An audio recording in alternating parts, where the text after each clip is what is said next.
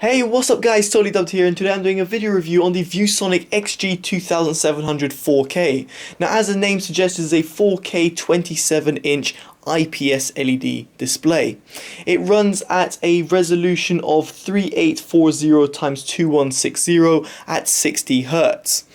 Now, its quoted response time is 5 milliseconds G to G with a 2 milliseconds G delta. I'll get into that in just a bit in my gaming analysis of the monitor. It's got a variety of different inputs. It's got two HDMI MHL compatible inputs. It's got one normal HDMI input, which is 2.0. You've got one mini DisplayPort 1.2A and one DisplayPort 1.2A as well. You've also got a four USB ports that you can plug in for your phone, so that'll be USB 3.0, and also you've got a 3.5mm jack for your audio, so you can control the music and the volume through the actual monitor, but there's no speakers that are included as far as I could hear. It also has blue light filter and flicker-free technology as well, which is also things I will get into in just a bit. The specs will be linked in the description below, and I should mention that it can be found for £480 on Amazon.co.uk. Link will be down in the description below, and surprisingly enough, I know £480 is a lot of money, but that's quite affordable for a 4K IPS display. So, let's get into the build quality section first. So I'm just going to increase the EV of my camera over here so you guys can see a little bit better. So the monitor itself is really well built and has a good stand. The monitor goes up and down, it tilts and pivots, and it does a full 180 degrees rotation if you so wish. I wasn't a big fan of the actual base. It's made out of plastic and looks kind of cheap, but it does hold the monitor quite well, and I'm quite impressed with that. I should mention that the ViewSonic bezels are absolutely huge, with the display that has quite a little bit of, it's almost like it inside and embedded of this bezel. It's not on the edge of the bezel, meaning that you can really notice the bezel kind of striking out to you, which is a shame because with a lower bezel design it would have made it look a lot nicer. So unfortunately I can't give ViewSonic a lot of credit with the bezels because they're very distracting, nor the look of the stand. However, the quality of the stand in terms of how sturdy it is very good. I should also mention at the back of the stand you've got cable management, the cable management thing, and you've got a headphone stand which you just basically pull out a little plastic and it makes it into a headphone stand. And you can also carry it, but I don't really see people really carrying their monitors from place to place, especially not a monitor like this, which is actually quite heavy. So in terms of overall build quality, it's decent, but it could be better. Now I'm going to just quickly talk about the on-screen display. Now the on-screen display is interacted with these little buttons over here. Now the buttons over here are not really well marked. They're marked as 1, 2, arrow down, arrow top, and game mode and power on and off. They're touch sensitive, which is something I don't really personally like, but they're there, and that's what ViewSonic have chosen. To open up the menu, you have to press 1 and it will pop over and open the OSD. So I just zoom up on the OSD so I can show you the options. Now within the OSD you've got all different options that you can choose from. So for example, the contrast, you can change the contrast and brightness, the input select, audio, the color adjustment, you can change whichever setting you would like. In my case I've gone for user color, so if I just go in user color you'll be able to see I can change the gain, the offset, hue, saturation, and even make it to the native color of the panel. I can show the information of the panel as well, and the manual image adjust is what is the most interesting part over here. So you got sharpness, which is useful for text if you so wish, but response time, which is really intriguing for our gaming. So I've put it on ultra fast over here, and I will talk about this when I come into my gaming section of the review, but you've got response time that you can change.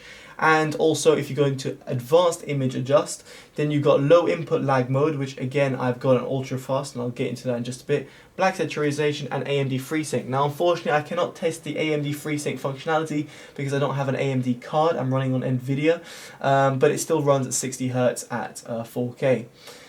And there we go, that's the OSD. So the OSD is pretty complete, although sometimes a little bit confusing. Nevertheless, it's a good inclusion, and the functionalities like the response time, low input mode, lag are good extras. So now let me just reduce the EV of the the camera, and let's talk about the panel quality. Now it's a 4K monitor, and therefore it does look quite beautiful in terms of its full resolution. Make sure you get your Windows scaling right, so make sure you restart your PC, install the drivers and all that jazz. But the actual panel itself is decent. It's not amazing for an IPS, and by that I mean I've seen other IPS panels display much better, deeper blacks and have a little bit better color reproduction. I feel the colors are a little bit washed out. So for example, this image, usually over here it's much darker tone, and the whites are a little bit more white. So I'm just used to, I'm accustomed to these images. If you weren't accustomed to them, you'd think they're fantastic.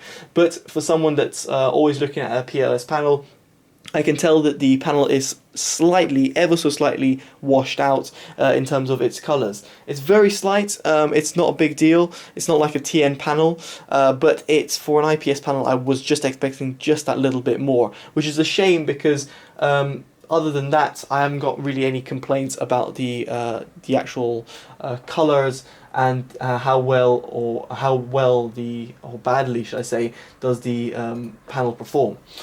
So anyway, picture quality could be a little bit improved, but I'm sure if you do some color adjustments there with a color profile, I think you can custom tune it and get that gamma just a little bit better, and get the blacks to just shine through just a little bit more. But now let's move on to the gaming section of the review. Now the gaming section of the review is quite important simply because this is also aimed at gamers. Now I've got Counter-Strike open over here, obviously running at 4K, and I'm running a GTX 960, which is enough to run 4K on this potato game, so let's just go through it. So in terms of its actual responsiveness, I was actually very much impressed. It's one of the best monitors I've reviewed for 4K that has great response time and low input. And that really comes down to those settings that I talked to earlier in the OSD. When I turn off the those OSD settings and put them on normal, I noticed a very slower response time and of the monitor, and a higher input lag from the mouse. With those on ultra fast and on the fastest time possible, it feels actually really good, and it does actually feel like a TN panel in that respect of, you know, IPS are known to be quite lazy. In this respect, it feels quite fast. It doesn't quite feel like a 144 Hz monitor, to be honest, but for a 60 Hz IPS 4K monitor, it does a fantastic job. However, with that said, I must say I had oh, that was terrible. That had slight problems with the monitor. Whilst I was moving, I noticed the monitor was kind of jittering almost whilst I'm moving. Now I don't know if that's because of the graphics card or just because of the fact that I'm not on an AMD card, or if I don't have a stronger graphics card, I'm not sure. But what I do notice is a little bit of jittering, almost like the monitor's having a bit of trouble keeping up with all the information that's being shoved through it. And yes, it's running on DisplayPort 1.2, so there shouldn't be any problems of how much bandwidth the cable or the graphics card can handle there. So I just noticed that, which kind of annoyed me. But that's because I'm a competitive player. Now, if I'm a competitive player, would I be realistically buying a 4K display? Well, no, I would never buy a 4K display because they're just not as fast and responsive as a normal TN panels out there, or non-4K panels. So in that respect, I don't see it being aimed at those competitive gamers. But for the casual gamers, this is potentially one of the best overall 4K gaming monitors I've come across, and that's really because of its input, its low input lag and fast response time. And that is really surprising on a 4K monitor. As I said, it is rare to come across that, and considering its price, I must say it's quite affordable for what you're getting. So if you're looking for casual gaming at 4K, then this monitor could very much well be one of the monitors you're looking out for.